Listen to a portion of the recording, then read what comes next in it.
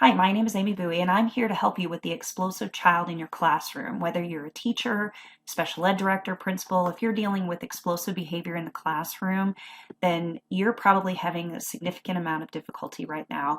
And I would like to take just 5 minutes of your time to tell you about something that can really change that child's life and help everybody in your building, district, or classroom. So, if you have a child in the district, school, or classroom with explosive behavior, what does that look like? Do kids or the child that you're talking about have explosive, angry outbursts? Does he get mad easily, frustrated?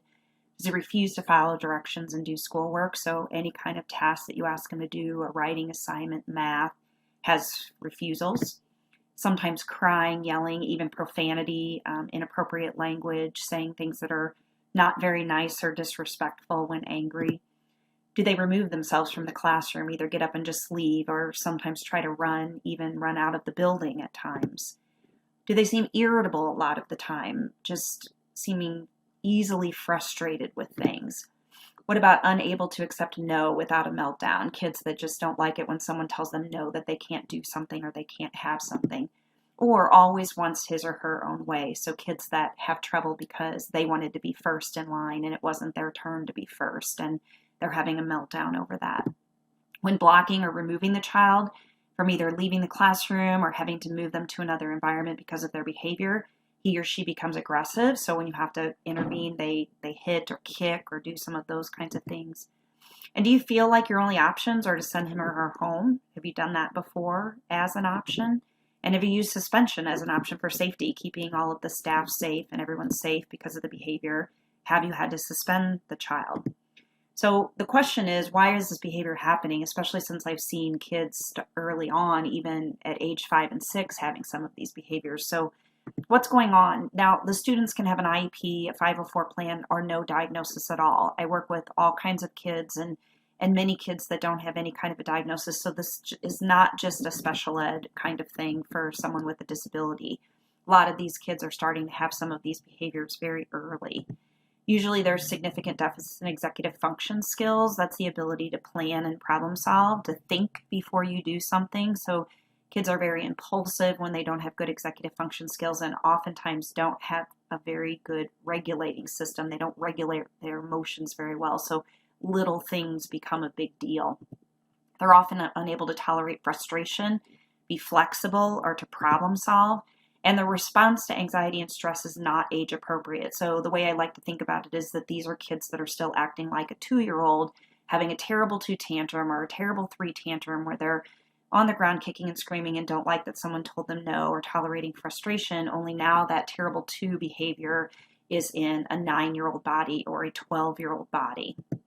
So another thing that oftentimes is going on is this disruptive behavior cycle. So disruptive behavior by the child is triggered by an instruction to do work or follow directions. The teacher's asking them to do something, and that causes disruptive behavior. This behavior leads to a removal from the classroom, which makes sense. We don't want that child disrupting the other 25 kids that need to learn.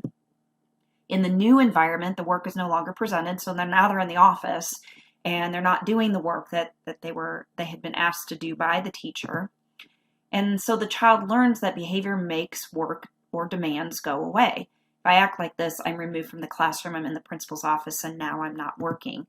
So the next time the child is asked to do work or follow direction, the child uses the same behavior. It becomes a learned behavior, and this cycle is repeated weekly or even daily. It's oftentimes very unintentional. People don't mean to do this. You don't want a disruptive kid taking away from the instruction of all the other students, but we have to recognize that sometimes this disruptive behavior cycle means that we're actually reinforcing the behavior. We're teaching the child that when they don't want to do work and they don't want to follow the instructions from an authority figure, disruptive behavior makes that demand go away. And so that's something that we have to look at as far as how that behavior might unintentionally be being reinforced.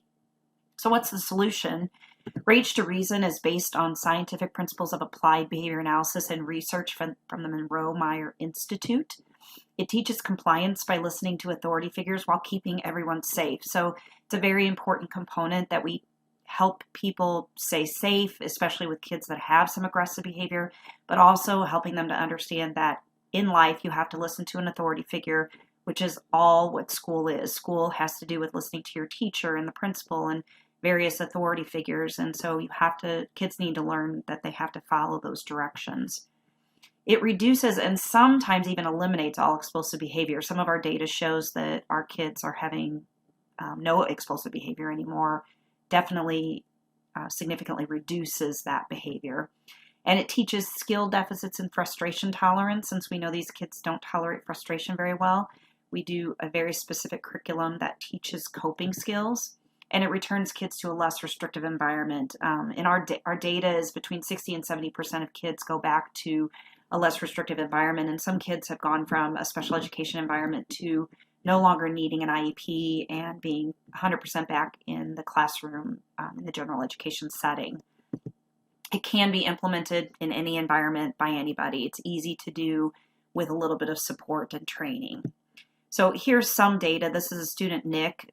You can see during the baseline, we had a lot of behavior. There were 8 days where he had an out-of-school suspension. The lines were over on the right side talk about inappropriate language, eloping, property destruction, non-compliance, and aggression. And you can see after implementing Rage to Reason, we had a drastic reduction in all of those behaviors, as well as no more suspensions. This is another student, Joey. Joey was in a special education classroom with a para. We went through 3 paras who all quit because of the aggressive behaviors. Mom and dad were thinking about putting him in residential. He'd been hospitalized multiple times, suspended. The district was kind of at their wits' end, didn't know what else to do. We suggested implementing Rage to Reason. And you can see the treatment effect in just a few days with using Rage to Reason that decreased the aggression, property destruction, refusals, and inappropriate language. So this is the data that we're getting, and it looks very similar to this with every student that's gone through the program.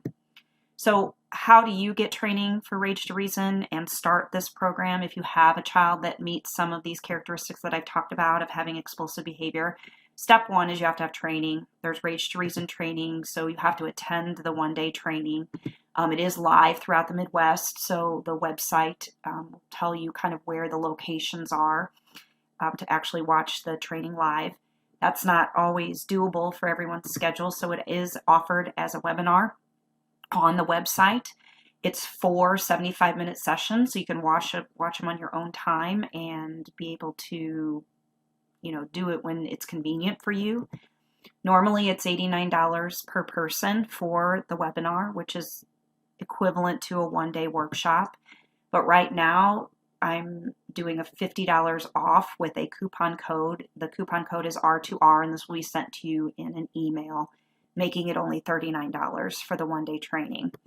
Another option is you can spend $300 and then you have access to train the entire district. So that's sometimes an option for people as well if they want school or district-wide PD.